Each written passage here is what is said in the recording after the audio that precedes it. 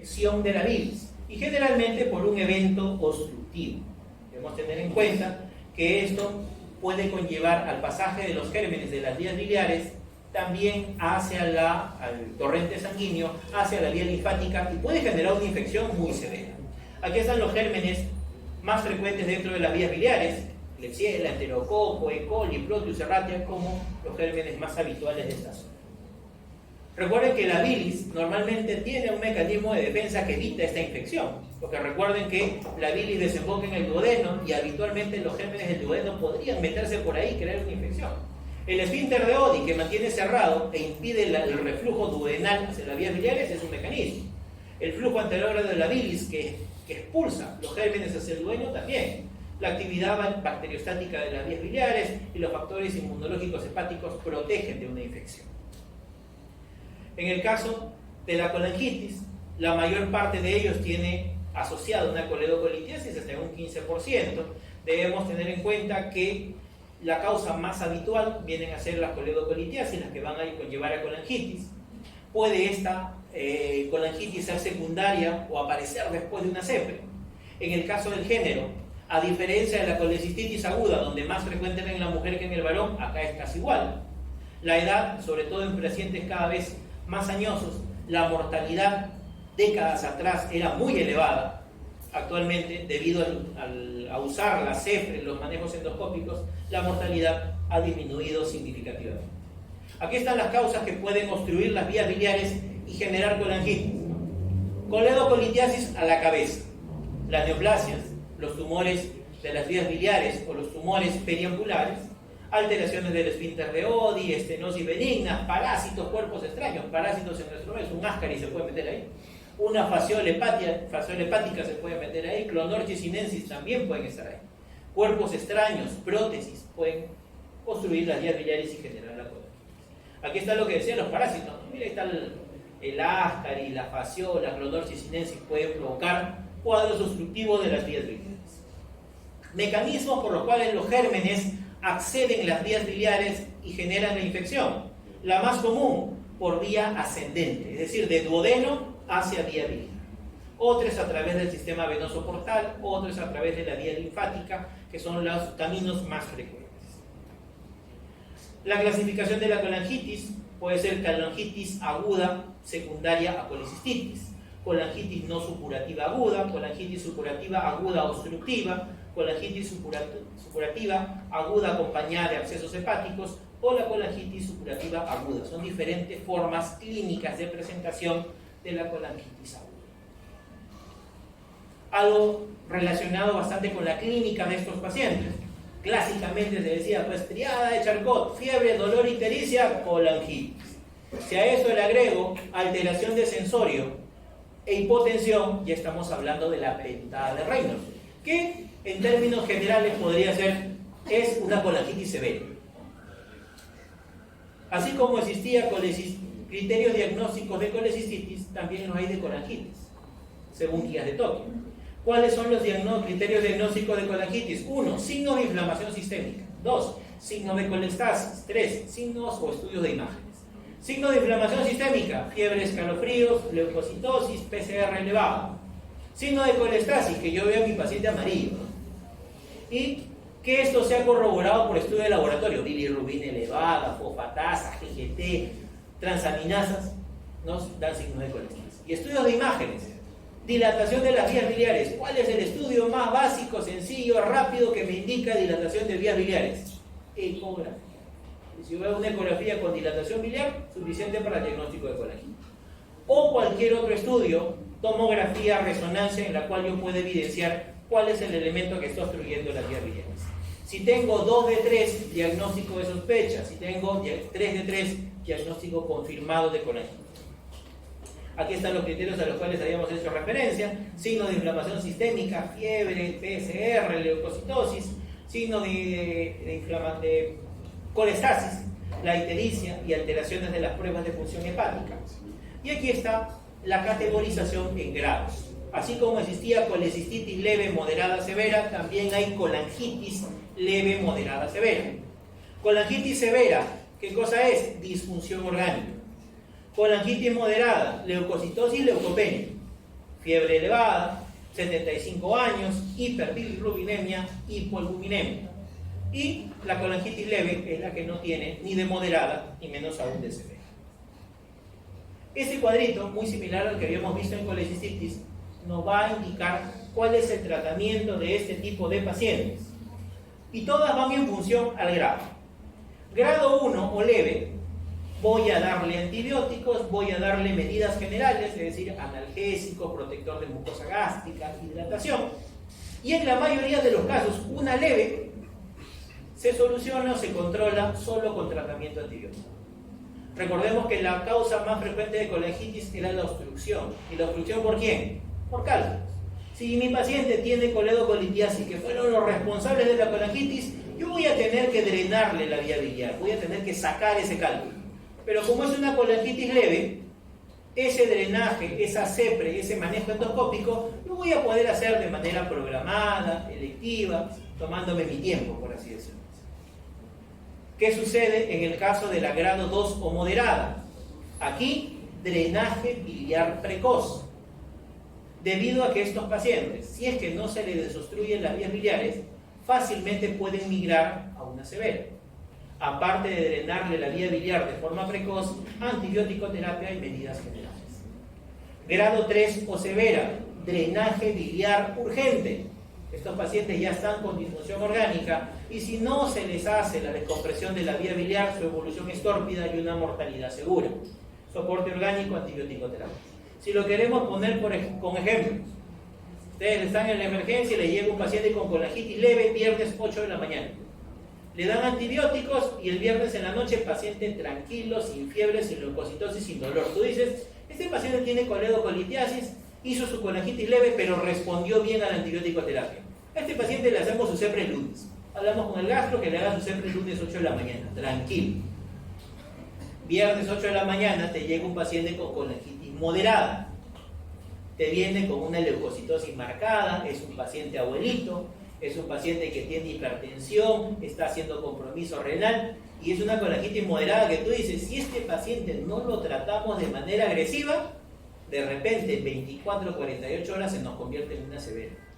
Y pongo esto de viernes 8 de la mañana, ¿por qué? Porque el gastroenterólogo desaparece sábado mediodía. A partir de ahí ya no lo ves hasta lunes. Entonces, ¿qué queremos decir con esto? Mi paciente llega viernes 8 de la mañana con colecistitis moderada, tú hablas con el gastroenterólogo, sábado a primera hora le están haciendo su CEPRE. Con eso descomprimes vía biliar, se desobstruye la bilis, hacen efecto los antibióticos y el paciente pasa bien el fin de semana y puede tener una evolución favorable.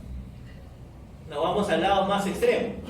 Viernes 8 de la mañana, paciente con colangitis severa. Paciente en unidad de shock trauma, hipotenso, requiere inotrópico, ya lo intubaron.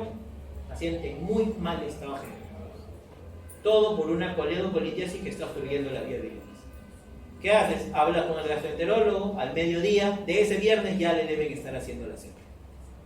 ¿Qué es lo que busco? Descomprimir las vías biliares. El momento de la descompresión depende del grado. Y recuerden, aquí no solo implica el grado de hacer el tratamiento para la colangitis, sino también el tipo de descompresión que voy a utilizar. Para yo poder descomprimir las vías biliares, tengo el manejo endoscópico, CEPRE. Tengo el manejo percutáneo, colangiotransparente hepática. Y por último, tengo el manejo quirúrgico. Si a mí me dicen, ¿con cuál de ellos empiezo? Siempre manejo endoscópico, CEPRE es de elección. Así el paciente tenga colangitis severa, yo debo ofrecerle CEPRE primero. Porque si la CEPRE logra corregir la colangitis severa, el paciente no fue operado, no fue cortado, no estuvo expuesto al trauma quirúrgico, y si por ahí la CEPRE falla, le queda un escalón más que la cirugía.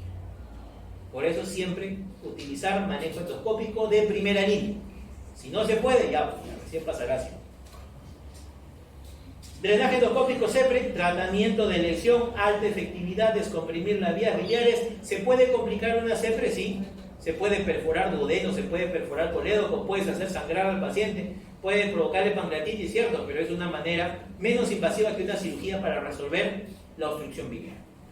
Superior sobre el drenaje percutáneo quirúrgico, y lo que se busca es hacer una esfinterotomía y sacar los cables. drenaje transpariento hepático, es decir, punzar a través de la pared y canular las vías biliares, colocar un dren ahí y para a través de ese dren salga la bilis. Efectividad 90%, alta morbimortalidad, mejor que drenaje endoscópico solo cuando hay hepatolitiasis o cuando la CEPRE ha fallado, y se puede complicar con peritonitis biliar, hemorragias, hematomas intraparenquimales hepáticos. Luego viene el drenaje quirúrgico. ¿Y el drenaje quirúrgico en qué consiste? Llevar al paciente a sala, hacer una incisión en el colédoco, poner un KER y cerrar al paciente. Nada más. Dice, procedimiento simple que permita la inserción del tren KER en la vía biliar.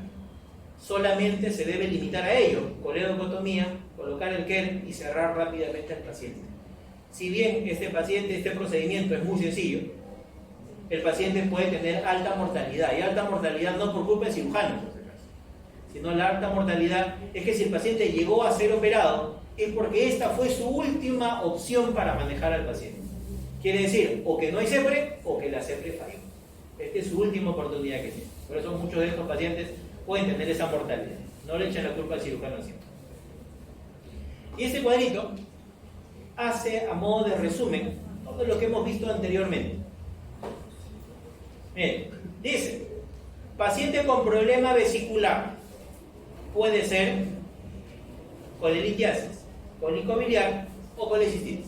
Cuadro de doble entrada, esto es matemática de primaria que utilizaban. Una colelitiasis, en su mayoría, ¿qué cosa es? Asintomática. ¿Qué pasa si un paciente tiene cálculos en la vesícula y tiene dolor? ¿Cómo se llama eso? Cólico biliar. ¿Qué pasa si hay dolor más infección? ¿Cómo se llama eso? Colecistitis. ¿Qué pasa si los cálculos están en las vías biliares? Eso se llama coledocolitiasis. La coledocolitiasis en la mayor parte asintomática. Puede producir dolor, pero si hay dolor más infección, ¿eso cómo se llama? Colecistitis. Resumen de todo lo anterior. Pasamos a algo de patología maligna, sobre todo lo que es cáncer de vesícula biliar, quistes de las vías biliares y cáncer de las vías biliares.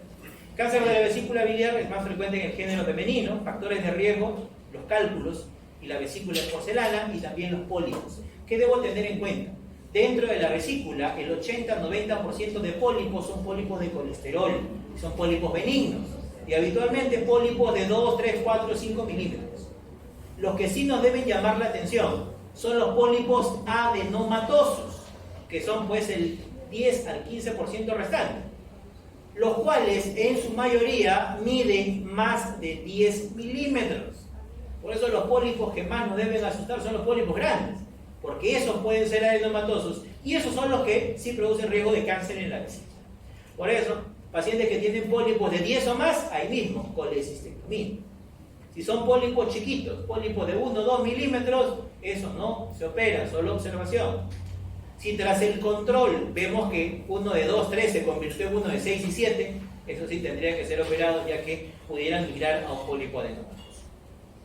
Como todo cáncer que ustedes ya han visto, tiene un TNM, T1, que es el que invade la mucosa y muscular, T1A mucosa, T1B muscular, T2 invade la serosa, T3 invade el parénquima hepático o algún órgano adyacente, si es T4. Y esto en función a este tipo de cuadros o este algoritmo. Si un paciente es sometido a una colecistectomía, yo programo a mi paciente, digo, este es un paciente con cálculos en la vesícula, lo llevo a sala, saco la vesícula, envío la vesícula al patólogo, y a las 2 semanas el patólogo me llama y me dice: en la vesícula que me has enviado había cáncer. Debo tener en cuenta qué grado de cáncer es. Si es que es un cáncer que solo compromete la mucosa, con la colecistectomía ya está curado. ¿Qué pasa si compromete la muscular? Tengo que ver el informe del patólogo.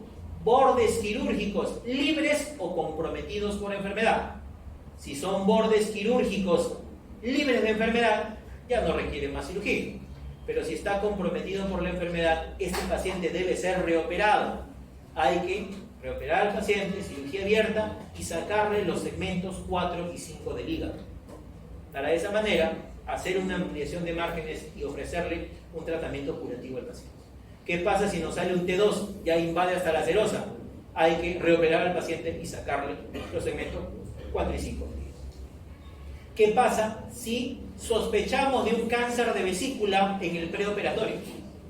Primero, que el estudio de elección para evaluar un cáncer de vesícula en el preoperatorio siempre es la tomografía, y de esa manera lo vamos a estadificar. Si es que es un T1, T2 o hasta 3, hay que valorar si es resecable o no resecable. Si es resecable, colecistectomía radical. ¿Qué significa el término colecistectomía radical? Primero, cirugía abierta. Segundo, se saca en bloque vesícula biliar con segmento 4 o 5, en una sola masa, en un solo bloque. Eso es colecistectomía radical. Esto asociado a linfadenectomía del ligamento hepatoduodenal es el tratamiento de elección de un paciente que tiene cáncer de vesícula biliar. Si por tomografía, laparoscopía o laparotomía es un tumor no resecable, el paciente únicamente será tributario de manejo paliativo, ya que la quimio-radio no tiene mayor efecto o mejores resultados en un paciente con cáncer de vesícula biliar. La siguiente patología que vemos acá es la dilatación quística de las vías biliares, muy conocida con el nombre de quiste de colédoco. Esta es una dilatación congénita de las vías biliares. Como a veces yo le digo a los residentes, este es defecto de fábrica, el paciente ya nace con este problema. Y aquí el cuadrito que más o menos nos va a hacer entender es estas dos imágenes que vemos abajo. La primera, que está a la izquierda, es la anatomía normal. Colédoco, Wilson, ampolla de Vater, todo esto es duodeno. ¿Qué debo tener en cuenta? ¿Cuánto mide un colédoco? 4 milímetros, 5 milímetros. ¿Cuánto mide un Wilson normal? 1 milímetro. ¿Qué quiere decir? Los dos se unen, ampolla de Vater, los dos se van al duodeno. Y lo habitual es esto. El colédoco, por un costadito se le une el Wilson y los dos juntos al duodeno. Pero ¿qué pasa si por algún motivo, por estos azares de la embriología, el Wilson es el que se va directo al duodeno y es el colédoco que se le une por un costadito? Esto ya parece tráfico de Lima, ¿no? Intersección, 4 carriles hora punta con una calle de un solo carril hora punta. ¿Quién sufre ahí? El que tiene los 4 carriles. El que tiene uno pasa directo sin problemas, en cambio el otro tiene esta congestión. ¿Qué va a suceder? La bilis va a pasar gota por gota. ¿Y qué va a suceder? La bilis se va a comenzar a acumular en las vías biliares proximales. ¿Qué quiere decir? Cuando el paciente nace con 5 milímetros y a los 4 o 5 años su colédoco ya mide 8 a 10 centímetros. Dentro de esa dilatación de colédoco que vemos aquí, vamos a encontrar 300, 400, 500 de bilis acumulados. Y eso avanzando conforme se va desarrollando la edad del paciente. Afecta tanto las vías biliares intra y extrahepáticas. Los pacientes pueden estar asintomáticos mucho tiempo, más frecuente en la mujer, y sobre todo en los primeros años de vida se expresa clínicamente esta patología. Existe una clasificación para esta dilatación quística de las vías biliares, se llama clasificación de Todaño. 5 tipos, el cual el tipo 1 es el más frecuente, hasta un 80%. Tipo 1, dilatación fusiforme del colédoco.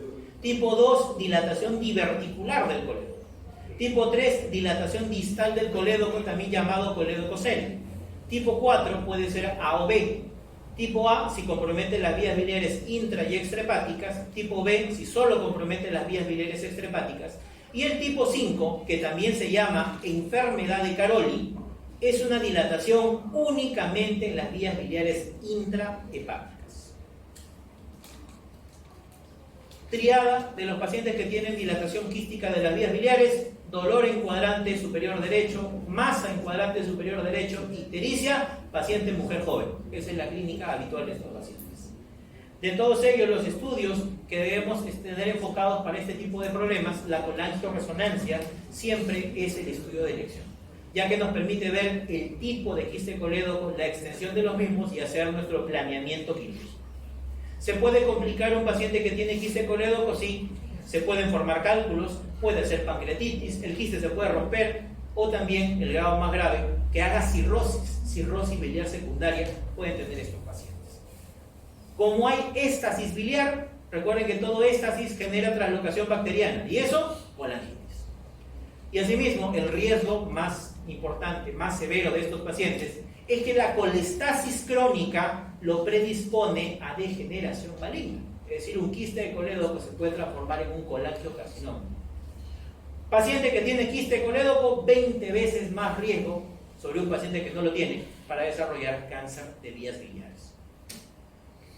Por eso que los quistes de las dilataciones quísticas de las vías biliares o quistes de colédoco deben ser manejados quirúrgicamente en función a evitar la colangitis recurrente y evitar la progresión a colangiocarcinoma. De cómo está enfocado el manejo quirúrgico. Uno, si son quistes extrahepáticos, hay que resecar el quiste como lo vemos en esta imagen y reconstruirlo haciendo una derivación biliodigestiva. Una anastomosis hepático y ayuno en IDE-RUX es el tratamiento de elección, así como lo vemos en esta imagen. El problema viene a ser cuando los quistes están dentro del hígado. Si está dentro del hígado, si está sectorizado a un hígado derecho-izquierdo, hepatectomía derecha-izquierda. Pero ¿qué pasa si el paciente tiene la enfermedad de Caroli, que todas sus vías biliares están dilatadas? ¿Cuál es su única opción? Trasplante. Es su única opción. Y recuerden que estos pacientes se operan, como lo vimos acá arriba, estos son sus dos criterios, para evitar la colangitis y para evitar que esto se transforme en cáncer. Porque una vez que se transforma en cáncer, el manejo ya varía totalmente y la evolución en muchos casos es totalmente torpe.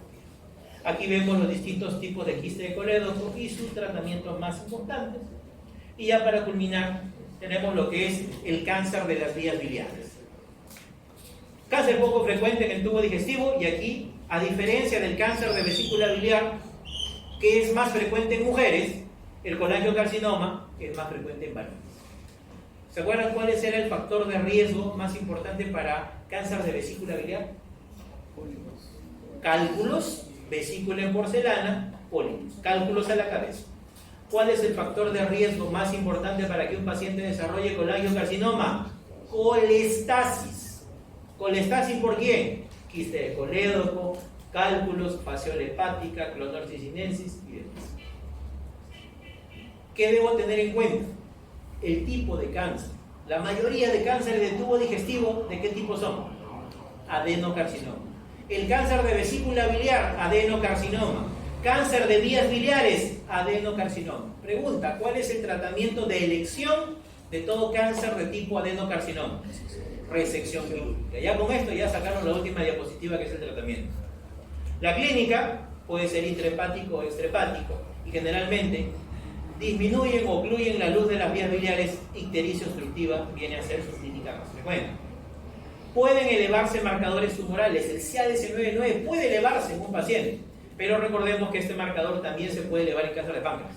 Por eso no es un marcador muy específico para ellos. De todos los estudios de imágenes, tomografía, resonancia CEPRE, la colangioresonancia es el estudio de elección para valorar la extensión de la enfermedad.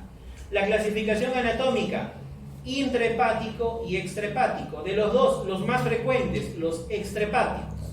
Y de los extrahepáticos se subdividen en dos: proximales o iliares, que comprometen hepático común, confluencia hepático derecho, hepático izquierdo, llamados también tumor de Klatskin, que representa el 60 al 80% de todos los tumores de vías biliares.